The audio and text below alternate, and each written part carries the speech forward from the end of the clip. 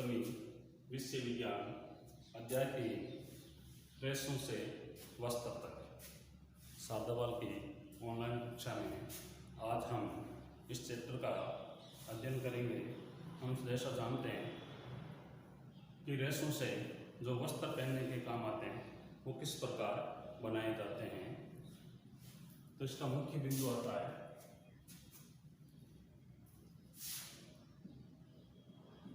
रेशे। रेशे मुख्यतः दो प्रकार होते हैं। एक होता है प्राकृतिक रेशे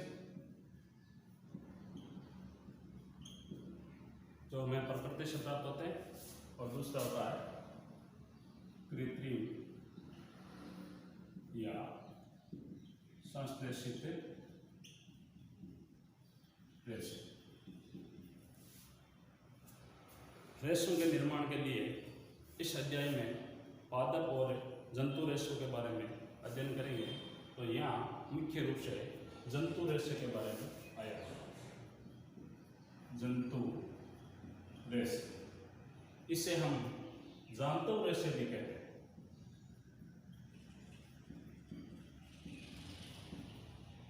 जंतु रेशे या जांतव रेशे नाम से ज्ञात हो रहा है कि जंतुओं से प्राप्त होने वाले रेशों को हम जांतव रेशे कहते हैं।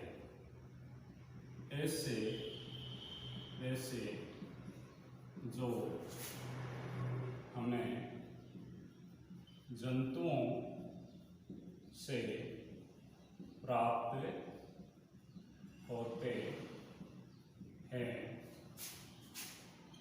जांतव रेशे कहते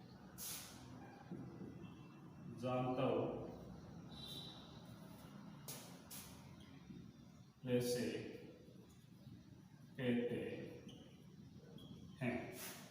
ऐसे रेशे जो हमें जंतुओं से प्राप्त होते हैं उन्हें हम जांतव रेशे कहते हैं। जैसे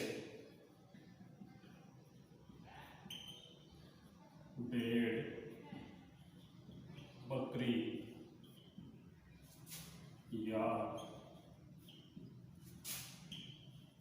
रेशम आदि। तो जंतु रेशे या जांतव रेशे ऐसे रेशे जो हमें जंतुओं से प्राप्त होते हैं उन्हें हम जांतव रेशे कहते हैं। जैसे भेड़, बकरी या रेशम आदि। इन रेशों से हमें मुख्य रूप से ऊन प्राप्त होती है। ऊन से जो स्वेटर है, कंबल है, गलीचे है या जो अन्य वस्त्र है उनको बनाने में प्रयुक्त करते हैं। तो ऊन प्राप्त करने के लिए ये जितने भी उदाहरण आए हुए हैं इनसे हमें ऊन का निर्माण का कार्य किया जाता है। तो ऊन उत्पादन करने के लिए इन सभी उदाहरणों से हमें मुख्य रूप से जैसे भेड़ का हम जानते हैं, इन सभी से हमें ऊन प्राप्त होती है।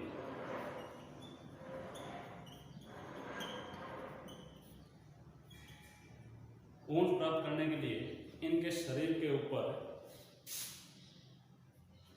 त्वचा के ऊपर मोटी परत होती है जिसे को हम काट कर उससे ऊन प्राप्त करते हैं। ऊन या बालू में वायु भरी रेशे हैं। ऊन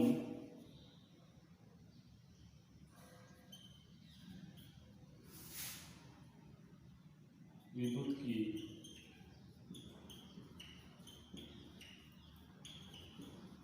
चालक होती हैं। मुख्य रूप से ऊन निर्माण की ये प्रक्रिया होती है। ये हमें भेड़, बकरी या रेशम आदि से प्राप्त होती है। ऊन प्राप्त करने के लिए त्वचा के ऊपर बालू की मोटी परत होती है और ये बालू में क्या है, वायु भरी रहती है जो ऊष्मा की या विद्युत की उचालक होती है। अगला बिंदु आता है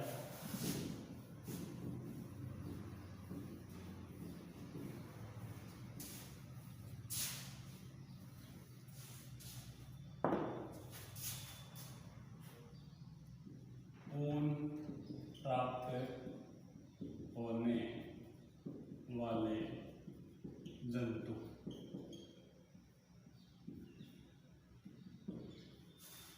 ऊन प्राप्त करने के लिए निम्नलिखित जंतु होते हैं। पहला होता है भेड़।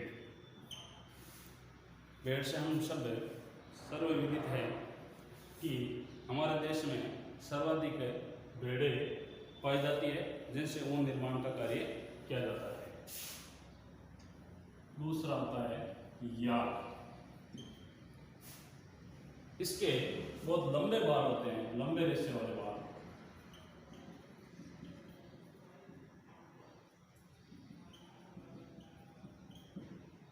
और ये तिब्बत तथा लद्दाख में पाई जाती है। तीसरा आता है बकरी। बकरी से भी ऊन प्राप्त होती है। इसमें मुख्य रूप से अंगोरा नस्ल की बकरी जो जम्मू व कश्मीर में पाई जाती है और इसके बालों में फर यानी मुलायम तंतु रेशे पाए जाते हैं, जिनसे पश्मीना शोले बनाई जाती हैं। अगला आता है ऊंट। ऊंट के बालों से भी हमें रेशे प्राप्त होते हैं, जिनसे हमें ऊन का निर्माण किया जाता है। और अगला बिंदु आता है दक्षिणी अमेरिका में दो जंतु पाए जाते हैं। एक होता है लामा और दूसरा होता है एल्पेका। इन जंतुओं से भी हमें ऊन प्राप्त होती है। तो ऊन प्राप्त करने वाले मुख्य रूप से 5 प्रकार के जंतु पाए जाते हैं, जिनसे हमें ऊन प्राप्त होती है। अगला है ऊन का निर्माण। ऊन का निर्माण मुख्य रूप से भेड़ या बकरी आदि से प्राप्त होती है। और इनमें जो ऊन प्राप्त करने वाले जो जंतु होते हैं, भेड़, बकरी या ये सभी शाकाहारी जंतु होते हैं।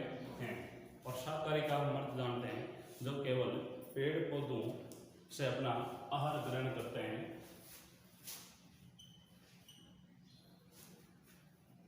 इनका भोजन मुख्य रूप से सूखी घास व पत्तियां होती है। और इनके अलावा दालें, मक्का, खनीर, खली आदि मुख्य रूप से चारागाहों के रूप में इनको उपलब्ध करवाया जाता है। और सर्दियों में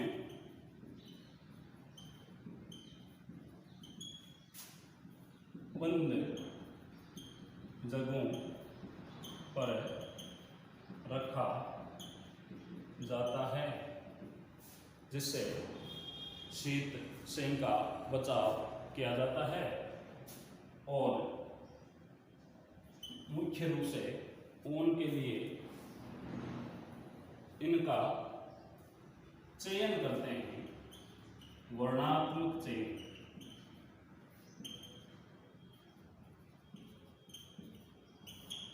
वर्णात्मक चयन वह प्रक्रिया होती है जिसमें जिन जंतुओं से अच्छी तंतुरूपी या मुलायम बाल वाली रेशें प्राप्त करने वाले जंतुओं का चयन करके उनके मध्य संकरण करवा करके और उन्नत नस्ल की किस्म की जंतुओं से अच्छी ऊन प्राप्त हो, उस प्रकार के चयन की प्रक्रिया को हम वर्णात्मक चयन कहते हैं।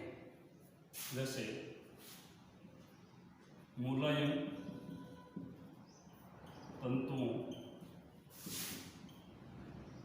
से प्राप्त ऊन का निर्माण हेतु उन्नत नस्ल के जंतुओं का चयन करके अच्छी किस्म की ऊन प्राप्त करने की प्रक्रिया को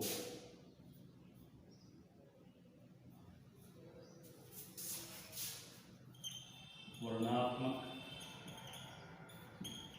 चयन कहते हैं। इस प्रकार ऊन प्राप्त करने के लिए अच्छी नस्ल के जंतुओं का चयन भी वर्णात्मक चयन के द्वारा किया जाता है।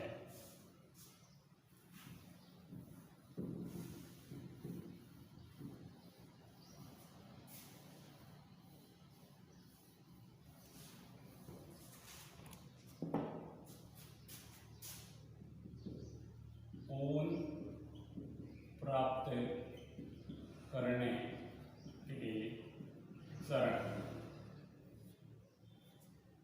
ऊन प्राप्त करने के लिए मुख्य रूप से हम भेड़ का अध्ययन करते हैं, तो इसके 6 चरण मुख्य होते हैं।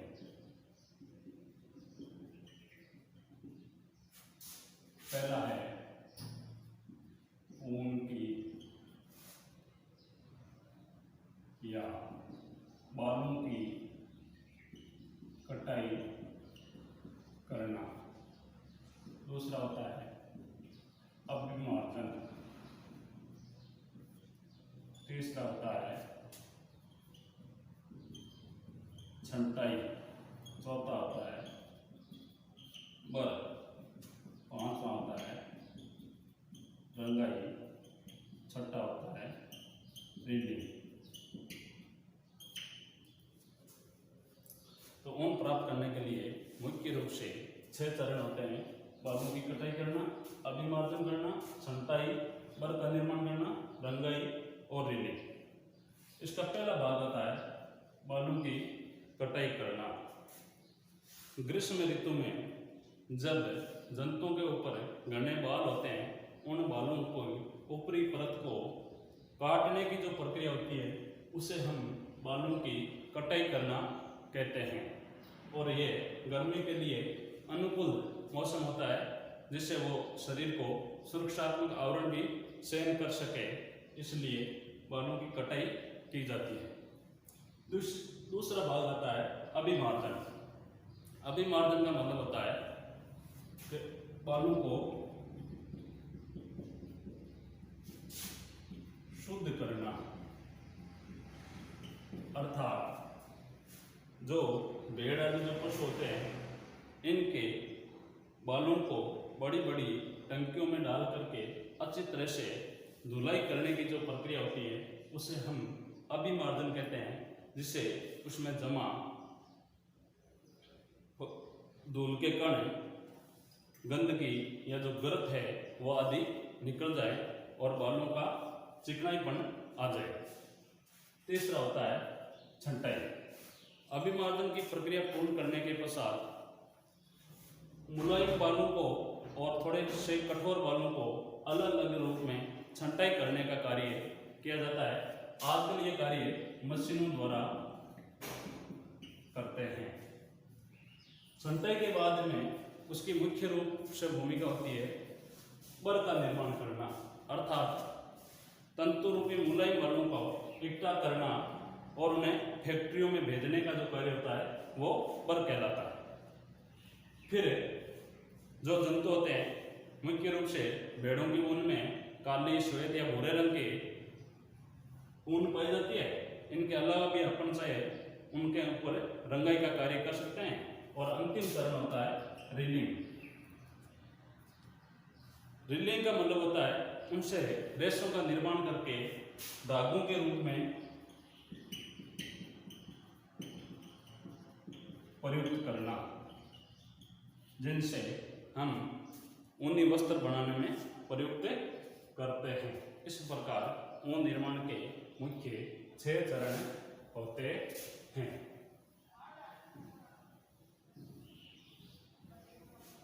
इस प्रकार हमने इस अध्याय में रेशों से ऊन तक की निर्माण की प्रक्रिया के बारे में अध्ययन किया। ग्रेकर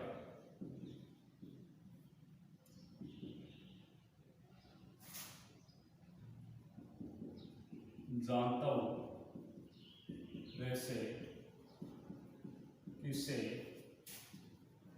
कहते हैं। जानता हूं रेशे की परिभाषा हमने पढ़ी है कि ऐसे रेशे जो हमें जंतुओं से प्राप्त होते हैं उन्हें जानता हूं रेशे कहते हैं। दूसरा है जानता हूं रेशों के उदाहरण लिखिए। ये भी अपन जानते हैं, भेड़, बकरी, याक, ऊंट आदि जानता हूं रेशे के उदाहरण होते हैं। तीसरा है वर्णात्मक चयन किसे कहते हैं। और चौथा ऑप्शन है भेड़ों से ऊन प्राप्त करने के चरणों को लिखिए। ऊपर पढ़ा हमने भेड़ से ऊन प्राप्त करने के मुख्य 6 चरण होते हैं। पहला होता है ऊन की कटाई करना, दूसरा होता है अभिमार्जन, तीसरा होता है छंटाई, चौथा होता है बर, पांचवा होता है रंगाई और छठा होता है रीलिंग। धन्यवाद।